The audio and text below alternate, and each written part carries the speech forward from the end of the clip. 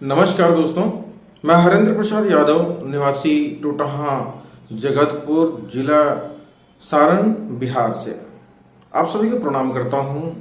और आज ये वीडियो आप ज़रूर देखिएगा, क्योंकि आज मैं आपको ऐसी बातें बताने जा रहा हूं जो हम सबसे संबंधित है।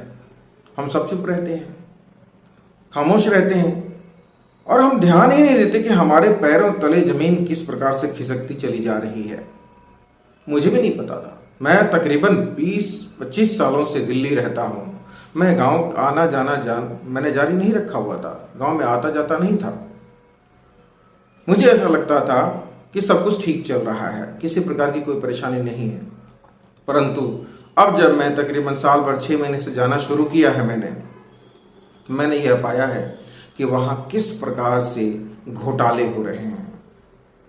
इतने बड़े बड़े घोटाले जिसका आप अनुमान नहीं लगा सकते। इतने बड़े बड़े घोटाले मुझे भी नहीं पता था। जब मैं ई ग्राम स्वराज पे जब मैंने लॉगिन किया और जब वहाँ से मैंने फाइंड आउट किया, तब मैंने देखा कि कितना पैसा सरकार वहाँ तक पहुँचाती है, पहुँचाने का प्रयत्न करती है, पहुँच चुका है, परंतु वह किसी भी गरीब के पास नहीं पहुँचा है। अगर पहुँचा है तो किसके पास? गांव के मुखिया के पास। वह मुखिया जो पंचायत का चुनाव लड़ने के लिए सब कुछ एक कर देता है, शराब बांटने से लेकर के, खाना खिलाने से लेकर के और पैसे बांटने तक का सारा इंतजाम करता है। यह कमी किसकी है? कहां से इतना पैसा आ जाता है कि वह सब कुछ करता है? क्यों करता है इतना? क्योंकि उसको बड़े बड़े घोटाले करने होते हैं। हम सोच भी नहीं सकते। हमें अगर किसी प्रकार की परेशानी होती है, कोई कमी होती है, तो हम कर्ज लेने जाते हैं, कहीं से उधार लेने जाते हैं। 50,000 का, 25,000 का, 10,000 रुपये का उधार लेते हैं और वह उधार चुकाते नहीं हैं, जिसकी बदौलत हमारी ज़मीनें चली जाती हैं, जिसकी बदौलत हमें लाखों रुपए ब्याज के चुकाने पड़ते हैं। परंतु हमारा ही पैसा जो सरकार हमारे लिए देती है, वह पैसा हमें नहीं मिलता, कभी हम तक पहुँचता ही नहीं है। 2021 में हम पहुंच चुके हैं और 2021 में हमारे गांव की सड़क का निर्माण हुआ है। यह जानकर के बड़ी खुशी हुई कि सड़क का निर्माण हुआ है, लेकिन दुख की बात है कि कितनी देर से हुआ और कैसा हुआ। जब मैंने सड़क का निरीक्षण किया, जब वहां बनने के बाद जब मैंने जाकर देखा, तो वहां पे जिस प्रकार से जो गिट्टियां बिछाई गई हैं, जिस प्रकार से रोड को बनाया गया है, वह इतना खराब है कि वह एक बरसात भी नहीं झेल सकता। आखिर ऐसा क्यों होता है? ऐसा इसलिए होता है क्योंकि हम जागरूक नहीं हैं। हम कभी पूछने की कोशिश नहीं करते, हम कभी जानने की कोशिश नहीं करते। मैं यह वीडियो बना रहा हूं अपने लिए नहीं दोस्तों, मैं आपके लिए बना रहा हूं। आप जरूर इस वीडियो को देखिए और केवल वीडियो को मत देखिए, आप अपने गांव को देखिए। उस गांव को जहां से आप निकल कर आते हैं, जहां से आप पले बढ़े हैं, जहां के आपके माता पिता बुजुर्ग रहते हैं, जहां आपके भाई बंधु रहते हैं, जहां के विकास के लिए आप शहरों में कमा करके टैक्स देते हैं। कुल मिला करके आप ही का पैसा आपके योगदान के लिए जाता है और वो आप तक पहुंचता ही नहीं है। जब मैंने नल जल योजना की बात की, वहां पे देखा नल तकरीबन 8 महीने से हमारे यहां लगा हुआ है, लेकिन आप यकीन नहीं करेंगे कि 8 दिन भी उस नल के अंदर पानी नहीं आया। जब मैंने उसकी शिकायत अपने ब्लॉक में जाके की, मैंने तब जाके वहां पे पाया कि कोई भी अधिकारी उस पर एक्शन लेने को तैयार नहीं है। क्यों एक्शन लेने को तैयार नहीं है? क्योंकि सभी लोग कहीं ना कहीं मुखिया से डरे हुए हैं। क्यों डरे हुए हैं? क्योंकि उस व्यक्ति ने इतना पैसा गरीबों का, वंचित का, जरूरतमंदों का इतना पैसा लेकर के अपना धन अर्जित कर लिया है कि आज उससे लोग डरने लगे हैं। मुझे भी डर लगता, लेकिन मैं डरने वालों में से नहीं हूं। मुझे पता है कि यह मेरा शरीर नश्वर है। आज आप मुझे कुछ कर देंगे तो भी कोई फर्क नहीं पड़ता, कल मुझे कुछ कर देंगे तो भी कोई फर्क नहीं पड़ता। मेरे विचार अगर आप तक पहुंच जाते हैं, अगर आप इन सब पे ध्यान देते हैं, तो कम से कम हमारी पीढ़ियां सुधर सकती हैं दोस्तों। जब मैंने एक एक चीज की पड़ताल की तो मैंने देखा कि करोड़ों रुपए सरकार की तरफ से आवंटित किए गए हैं। परंतु धरातल पे क्या हुआ है? धरातल पे एक टूटा हुआ नल लगा हुआ है सबके घरों में। एक ऐसी सड़क का निर्माण किया गया है जिसका कोई औचित्य नहीं है, कोई मतलब नहीं है, इतनी खराब सड़क है। उससे तो अच्छी कच्ची सड़क थी। खैर चलिए कोई बात नहीं, कुछ बना तो है, हम यह सोच करके रह जाते हैं, लेकिन हम ये नहीं सोचते कि आखिर यह ऐसा क्यों बना है। हमें सोचना चाहिए। मैं दूसरी बातों पे आपका ध्यान लेके जाना चाहता हूं। इतने बड़े बड़े घोटाले और इतनी सारी बातें हैं कि मैं अगर आपको बताने लगूंगा तो कम से कम 1 घंटे का वीडियो बनेगा।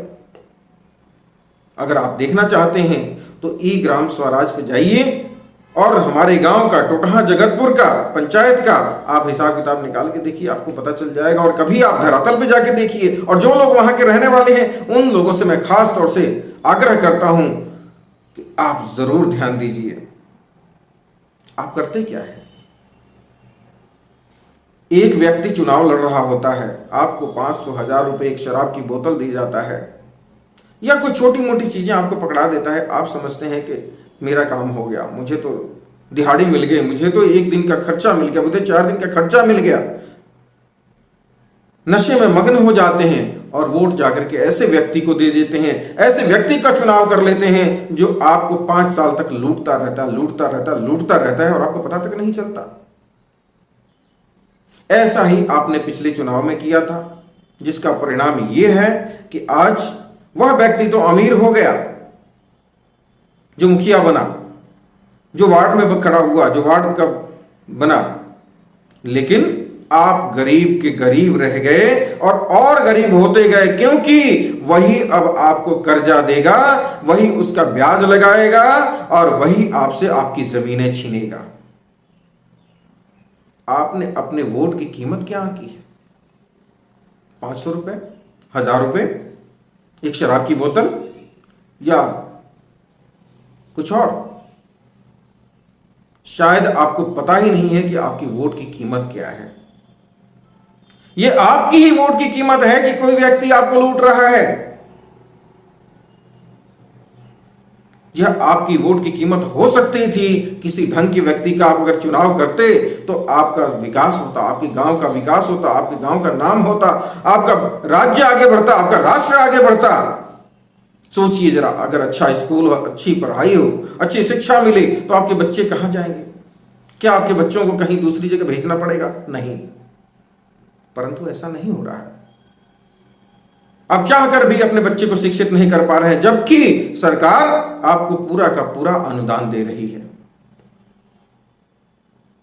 आपके बच्चों की शिक्षा छीनी जा रही है, आपका जीवन आपसे छीना जा रहा है और आपको पता नहीं है।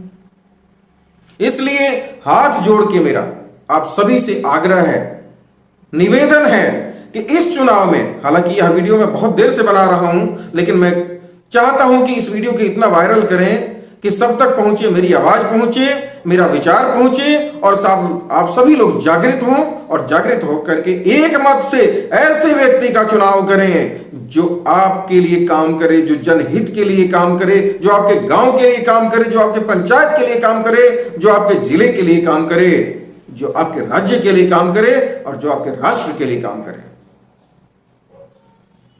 आप यह मत भूलिए कि एक एक व्यक्ति का योगदान होता है राष्ट्र में। आप ये समझ लेते हैं चलो उसका घर बर्बाद हो गया तो मेरा क्या लेना देना, उसका घर बर्बाद हो गया तो मेरा क्या लेना देना। ऐसा नहीं है। आज उसका लूटा जा रहा है, कल आपका लूटा जाता है और आप केवल तमाशा देखते रहते हैं। तमाशा देखने के अलावा कुछ नहीं कर सकते आप, क्योंकि आप सिर्फ मतलबी हैं अपने से। आप अपना मतलब निकालना चाहते हैं और कुछ नहीं। इसलिए जाति, धर्म, सारी चीजों को हटा करके सिर्फ एक चीज पे फोकस कीजिए कि व्यक्ति कौन है जो आपका विकास कर सकता है। चुनाव किस लिए कराया जाता है? चुनाव इसलिए कराया जाता है कि हम जो काम नहीं कर सकते वह हमारा काम हमारा प्रतिनिधि करे। लेकिन जरा सोचिए, अगर आपने ऐसे प्रतिनिधि का चुनाव कर लिया है जो चोर है, जो उदंड है, जो घोटालेबाज है, तो वह आपका विकास कैसे करेगा? संभव है क्या? आप अपने घर के मुखिया हैं, अगर आप ही गलत हो जाएंगे तो आपके घर वालों का क्या हाल होगा? ठीक इसी प्रकार से हम लूटे जा रहे हैं, हम बर्बाद हो रहे हैं और हम कुछ कर भी नहीं सकते। हम थाने में कंप्लेंट लिखाने जाते हैं तो हमारी सुनवाई नहीं होगी, क्योंकि वहां भी पैसा पहुंचता है। हम ब्लॉक में शिकायत करने जाते हैं तो वहां भी हमारा काम नहीं होता। मुझे याद है कि मैं जब पानी के लिए शिकायत करने गया, जब नल जल योजना के लिए शिकायत करने गया, तो वहां क्या पाया कि वहां का अधिकारी मुखिया को फोन करता है कि हाँ जी, आपके एरिया से ये शिकायत आ रही है, कंप्लेन आ रही है। तो मुखिया कहता है जी, पानी सूखेगा तब ठीक करवाएंगे, यहाँ पे अभी पानी भरा हुआ है। क्या हुआ है जी? तो एक पाइप टूट गया है। जरा मुझे बताइए कि जब पाइप टूटा, आपका कहना यह है कि जेसीबी से पाइप टूट गया, तो जेसीबी से जब पाइप टूटा तब खुदाई हो रही थी, तब तो सूखा था, तब तो वहां पानी नहीं था, आपने क्यों नहीं ठीक कराया? जब मैंने पहली बार कंप्लेंट की तब भी सूखा था, तब भी आपने नहीं ठीक कराया, और आज जब पानी भर गया तो आप ये कह रहे हैं कि पानी सूखेगा तब हम ठीक करवाएंगे। इसका तात्पर्य क्या है? तात्पर्य यह है कि आप ठीक करवाना ही नहीं चाहते। आप चाहते ही नहीं है कि एक व्यक्ति तक स्वच्छ पानी पहुंचे, वह निरोगी रहे, उसकी जरूरतें पूरी हो। आपकी जरूरतें पूरी हो गई हैं और आप निश्चिंत हैं। आप चाहते हैं कि लोग गरीब के गरीब बने रहें ताकि आप उनके लूटते रहें, वो अशिक्षित रहें ताकि आप उनको लूटते रहें। क्योंकि अगर वो शिक्षित हो जाएगा तो आपसे सवाल करेगा, आपसे जवाब मांगेगा। यह बातें समझने की आवश्यकता है दोस्तों। यह समय आ गया है, बहुत जल्दी चुनाव है आपके सर पर, और इसलिए मेरा हाथ जोड़ के आप सभी से आग्रह है कि ऐसे व्यक्ति का चुनाव करें, सोच समझकर चुनाव करें। 500 रुपए के लिए चुनाव मत करें, अपने जीवन के लिए, अपने बच्चों के लिए, अपनी पीढ़ियों के लिए, अपने बुजुर्गों के लिए चुनाव करें, अपने राज्य के लिए करें, अपने देश के लिए करें चुनाव। क्योंकि आप सुरक्षित हैं, आप सही हैं, आपके बच्चे सही हैं, तो ही आपका राष्ट्र भी सही है। ध्यान रहे, याद रहे कि किसी प्रकार की कोताही अगर आप करते हैं तो उसका परिणाम भी इसी 5 साल की तरह होगा। आप चाहकर भी कुछ नहीं कर पाएंगे, आप केवल अफसोस करेंगे, आप केवल बहाने करेंगे कि हम क्या कर सकते हैं। नहीं, ऐसा नहीं है। आप कर सकते हैं, आप बहुत कुछ कर सकते हैं। आपके पास एक ऐसा हथियार है जिसके बल पर आप बहुत कुछ कर सकते हैं। आप सारी लड़ाइयां लड़ सकते हैं, और वो हथियार है आपका वोट, आपका मत, आपका मताधिकार।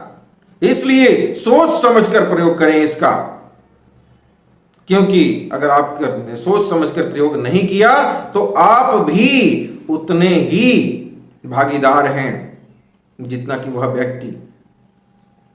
किस बात के लिए? आपकी अशिक्षा के लिए, आपका विकास जो नहीं हुआ है उसके लिए। इसलिए आप सोच समझकर वोट करें, यही मेरा आग्रह है आप सबसे, यही निवेदन है। चुनाव आपके सर पे है, सोच समझिए, अपने वोट की कीमत समझिए, अपनी ताकत समझिए, और अपने ताकत के बल पर सही चुनाव कीजिए, सही व्यक्ति का चुनाव कीजिए, और केवल चुनाव मत कीजिए दोस्तों, और एक मत से चुनाव कीजिए। सबसे पहली बात है कि एक मत बनिए, एकता लाइए अपने अंदर, ताकि कल का मुखिया अगर कोई काम नहीं करता है तो आप उसके घर पर जाके खड़े हो जाए, आप उस कार्यालय में जाके खड़े हों, उससे सवाल पूछें, उससे बात करें कि भाई ये काम क्यों नहीं हुआ। आज मैं देख पा रहा हूं कि किसी का घर नहीं बना है वहां पे, जबकि घर के लिए सरकार पैसा देती है। किसी के घर के आगे शौचालय नहीं बना है, जबकि सरकार शौचालय के लिए पैसा देती है, और देती नहीं है, ऑलरेडी दे चुकी है। वह पैसा खाया जा चुका है, पचाया जा चुका है। दावा किया जाता है कि 300 लड़कियों की शादी कराई गई है, जबकि सत्य यह है कि 1 लड़कियों की भी शादी नहीं कराई गई है। धरातल पे ये सोचने की बात है। आप सब अच्छी तरह जानते हैं इस बात को। मैं वहां पे इतने दिनों का रहने वाला व्यक्ति नहीं हूं, मैं थोड़े दिनों में सब कुछ जानता हूं, और आप तो वहीं के निवासी हैं। तो आप क्यों नहीं जानते, आप क्यों नहीं पूछते, आप क्यों नहीं समझते? क्योंकि आपको समझने के लायक छोड़ा ही नहीं जाता। आप अशिक्षित रहते हैं, आपके बच्चे अशिक्षित रहते हैं। जब आपकी आंखें नहीं होंगी, जब आपको अंधा रखा जाएगा, तो आप देखेंगे कैसे?